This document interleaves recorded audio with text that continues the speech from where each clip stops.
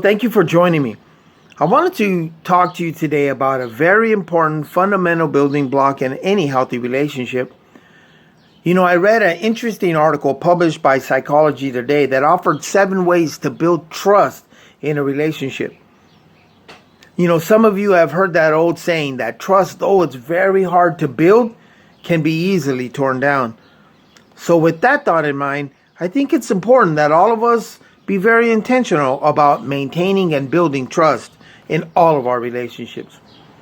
Tip number 1 was this: mean what you say and say what you mean. The article pointed out that children from the earliest of age can distinguish whether or not their parents follow through with what they're saying. And when parents fail to do that, trust ultimately starts to corrode, creating all kinds of problems.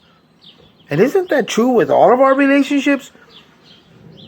Some of you can relate to having a partner, a friend, a family member that, though they might not be lying directly to you, intending on deceiving you, they're not the best at keeping their commitments. And as a result of that, you can't trust them. They set deadlines, they make plans, or that you tell them a secret and they can't keep it. And as a result of that, then trust starts to be corroded. So it's important that all of us do our best. The key word there is consistency. Sometimes we make plans and we can't follow through for whatever reason. But it's not talking about that. It's talking about us being consistent in the best of our ability. That helps to build trust. The next thing it points out is this. It says, be vulnerable gradually. The key word there being gradual. When we show vulnerability to people, really what we're signaling to them is that we trust them with things we don't share with everyone. So maybe you have a friend that you share some of the things that have been causing fear or anxiety or challenges you're facing that you're not sure if you're going to overcome them. Really what you're doing is you're saying, hey, I trust you with things I don't normally tell everyone. So the key word there is gradual. That means little by little, you share a little bit, and as you recognize you can trust them, then it's okay to share a little more. Now, does that mean you meet someone and 2 minutes later, you're letting them know everything? Nope, that's not what it means. It's just saying from time to time, it's okay to show a little vulnerability. The next thing they point out is this, remember to always maintain respect.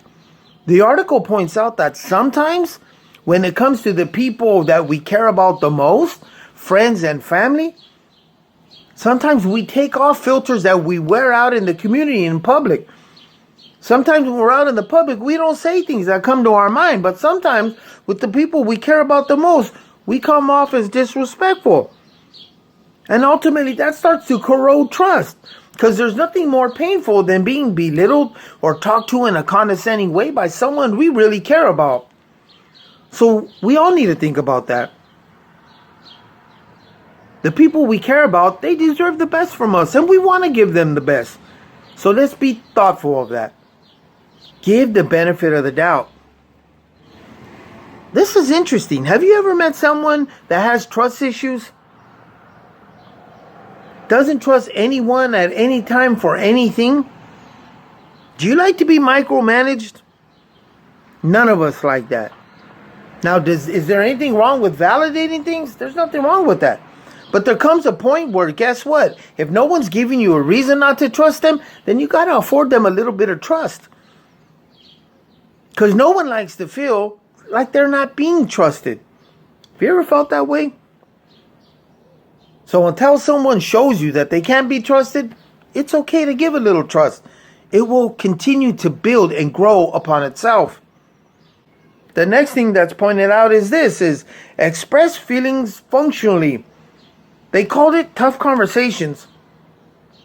Because when we fail to have tough conversations with people we care about, then what we're really saying to them is that I don't trust you, or I don't even trust myself to be able to communicate with you.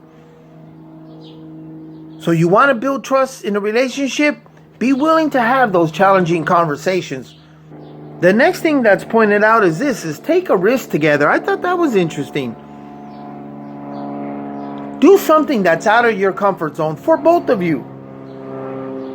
Maybe go on a trip, maybe it's a business venture, maybe it's a project that you take on that's a little challenging and uncomfortable and risky for both of you. It's a great way to build camaraderie and build trust. And last but not least, it says be willing to give and to take. I think that's so important. Hey, in every relationship, there's seasons where you need to lean on them more, or there's another season that they lean on you more. And that's okay.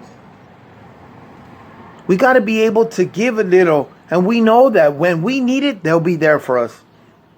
Those are 7 ways that we can build trust.